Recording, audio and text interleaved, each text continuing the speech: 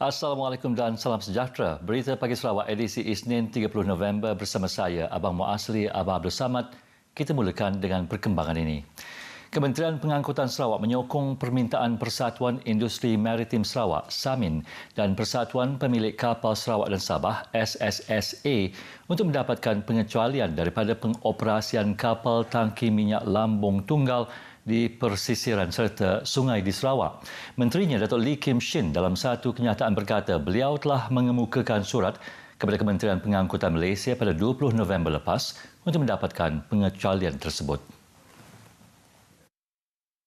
Ketika ini, Sarawak mempunyai 119 buah kapal tangki minyak lambung tunggal berdaftar yang membekalkan minyak diesel kepada komuniti di sepanjang kawasan hulu sungai, khususnya bagi kegunaan penjana kuasa di rumah panjang, klinik, stesen kerajaan dan sekolah-sekolah, selain digunakan sebagai bahan api kenderaan serta jentera dalam industri peladangan serta pembalakan. Namun operasi kapal tersebut telah terjejas berikutan peraturan notis Perkapalan Malaysia 16 Palang 2020 yang dikeluarkan oleh Jabatan Laut Malaysia pada 5 Ogos 2020 yang mengehadkan pengoperasian kapal tangki jenis lambung tunggal adalah terhad di kawasan pesisiran dan sungai sahaja. Datuk Lee Kim Shin yakin permohonan itu akan mendapat respon positif Kementerian Pengangkutan Malaysia sekaligus mengelak masalah gangguan bekalan asas penting seperti minyak diesel di kawasan-kawasan berkaitan. Langkah pengurangan peratusan pegawai dan anggota polis dalam kalangan anak Sarawak yang berkhidmat di negeri ini yang berkhidmat di negeri asal mereka ketika ini dari 70% kepada 40% perlu diperincikan termasuk rasional di sebalik pengurangan itu. Setiausaha Agung Gabungan Parti Sarawak GPS, Datuk Seri Alexander Nantalinggi dalam satu kenyataan berkata, ini kerana perkara itu menimbulkan keresahan dalam kalangan pegawai dan anggota terbabit serta keluarga mereka.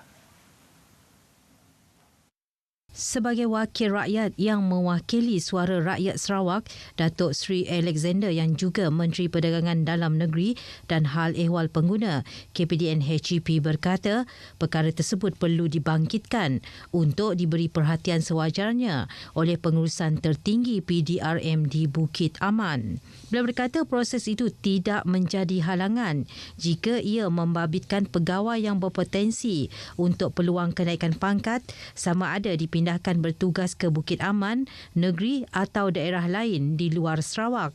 Selain itu, ia memberi peluang kepada pegawai dan anggota muda untuk menimba pengalaman penugasan yang boleh menyumbang kepada pengembangan karier kepolisan mereka. Bagaimanapun, keresahan timbul sekiranya ia membabitkan pegawai dan anggota yang menghampiri usia berpencen serta mereka yang sudah berkeluarga kerana ini mungkin menimbulkan pelbagai kerumitan kerana terpaksa berjauhan dengan keluarga masing-masing. Sehubungan itu, Datuk Seri Alexander yakin terdapat mekanisme lain yang lebih bersesuaian untuk proses kenaikan pangkat pegawai dan anggota terbabit. Seterusnya, kekal menabur bakti di negeri sendiri. Tahap kesedaran pemilik anjing untuk menghantar haiwan peliharaan bagi mendapatkan suntikan vaksin anti-rabies dos kedua masih berada pada tahap yang rendah. Penolong Pengarah Jabatan Perkhidmatan Veteriner Sarawak JPVS, Bahagian Kesihatan Awam Dr. Nicholas Janek memberitahu tahap kesedaran pemilik anjing adalah penting bagi bersama-sama mengekang wabak rabies terus berleluasa di negeri ini. Jelas Dr. Nicholas, kurangnya pengetahuan pemilik anjing terhadap kepentingan suntikan vaksin anti-rabies dos kedua ini menjadi satu cabaran kepada pihaknya untuk mengekang wabak tersebut. Pemvaksinan mesti dilakukan secara tahunan. So, yang berlaku buat masa ini adalah yang baru saja.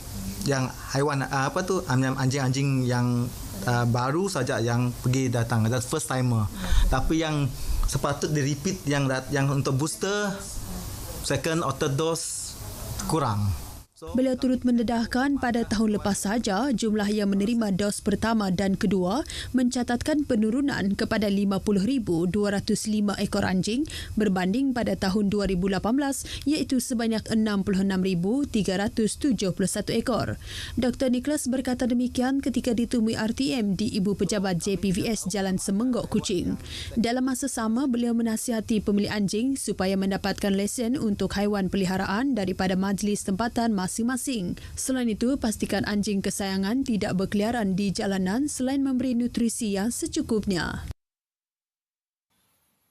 Kes rabies di daerah Sibu semakin membimbangkan dengan statistik terbaru menunjukkan daripada 104 sampel anjing yang dihantar untuk ujian makmal, 50 daripadanya positif penyakit rabies. Residen Sibu yang juga pengerusi Jawatankuasa Pengurusan Bencana Bahagian Charles Siao mendedahkan kadar jumlah gigitan anjing di Sibu tahun ini juga mencatatkan angka membimbangkan di mana sebanyak 1,340 kes gigitan anjing direkodkan tahun ini.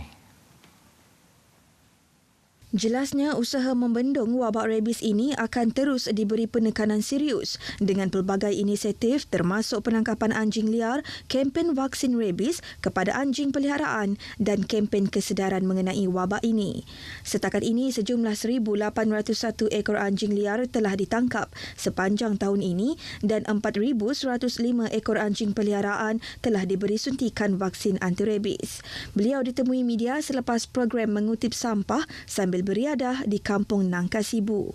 Sementara itu, masih ramai penduduk di Sibu tidak tahu mengenai status dan statistik terbaru kes-kes rabies di Sibu. So maybe the state or even at the district level, we can do a weekly or monthly update for the topic. Otherwise, there are some rumours going around. Half truth, fake news also. And if you ask me exactly where is the hotspot in Sibu now, I can answer you in general everywhere now. Everywhere. Because of the numbers, one. Number two, we use 10 kilometers. Sibu is around 10 to 20 kilometers only. So the whole town of Sibu, man, it's positive. It's right.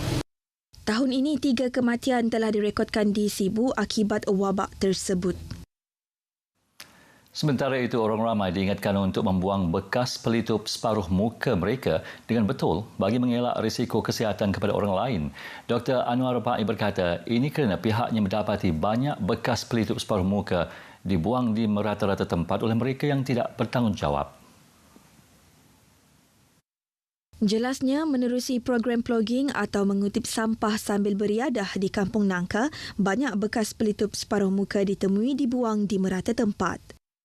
The best thing is if you don't want to use the face mask anymore, what you do is you just fold it and then tie it with the string. Then that is the best way. Don't just throw it like that. Bercakap kepada pemberita selepas aktiviti berkenaan, Dr. Anwar berkata program plogging tersebut telah diadakan sejak 3 bulan lepas. Setiap kampung di Dunangka akan memilih satu tarikh pada hujung minggu untuk melaksanakan program berkenaan.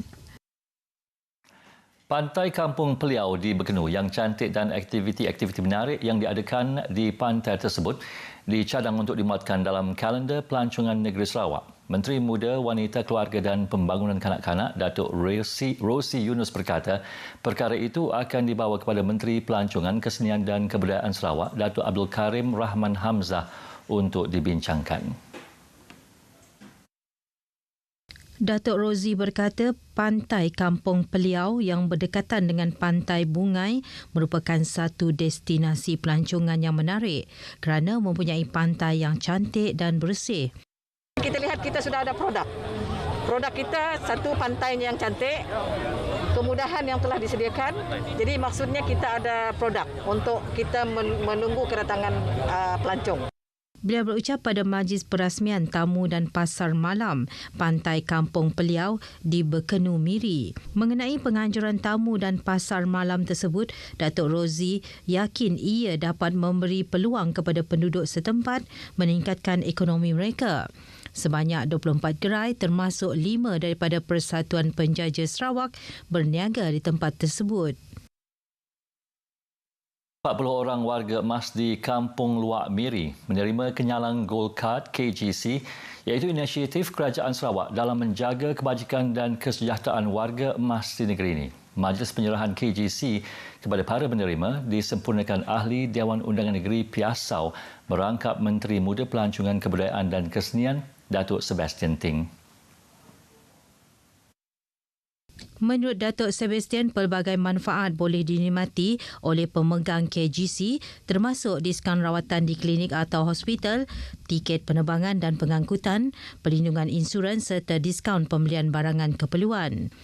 Di Miri, seramai 28 peniaga telah tampil ke hadapan bekerjasama dengan kerajaan dalam penggunaan KGC.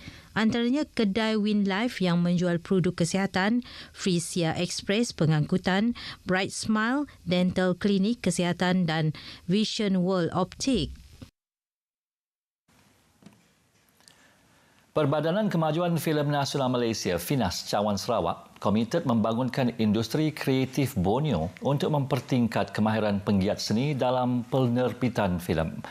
Ahli lembaga FINAS, Datuk Nur Hayati Ismail memaklumkan dalam memajukan industri perfilman di Sarawak, pelbagai kursus berkaitan penerbitan dilaksanakan. Jelas Datuk Noryati, pelaksanaan itu dibantu dengan kolaborasi kerajaan negeri sebagai penyedia platform penyiar yang baharu sekaligus berharap dapat melahirkan lebih ramai penggiat seni anak-anak Sarawak. Alhamdulillah kita ada satu platform yang kita boleh membantu kreatif industri ya.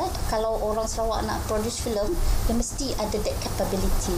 Kita nak satu tahap filem diproduce negeri Sarawak dengan skrip orang Sarawak. Selain industri perfilman, beliau berkata penggiat seni di Sarawak juga digalak untuk memohon dana-dana mikro yang disediakan FINAS. Beliau menyatakan demikian dalam sidang media program Prihatin FINAS 2.0 di Kuching. Program Prihatin FINAS 2.0 ini menyantuni 5 penggiat kreatif di Sarawak dengan sumbangan khusus kepada golongan veteran yang memerlukan bantuan. 47 saya sudah dipentas melakon. Melawak, melakon, drama, semua ada seluruh Sarawak. Maka ialah kisah saya. Tapi sama masyarakat, dari segi kemasyarakatan, sampai kali itu saya masih dipakai. Turut menerima sumbangan ialah bintang filem pertama Dayak Luli Gagat, Suara Emas Malaysia 80-an Rogayah Busra, Ali Muhammad dan penyanyi Iban 60-an Esther Bayang. Paparan itu tadi mengakhiri berita Pagi Sarawak hari ini. Pastikan anda sentiasa mengamalkan penjarakan fizikal dan memakai pelitup separuh muka ketika berada di kawasan tumpuan awam. Saya Abang Muasli, Abang Bersamad. Assalamualaikum dan jumpa lagi.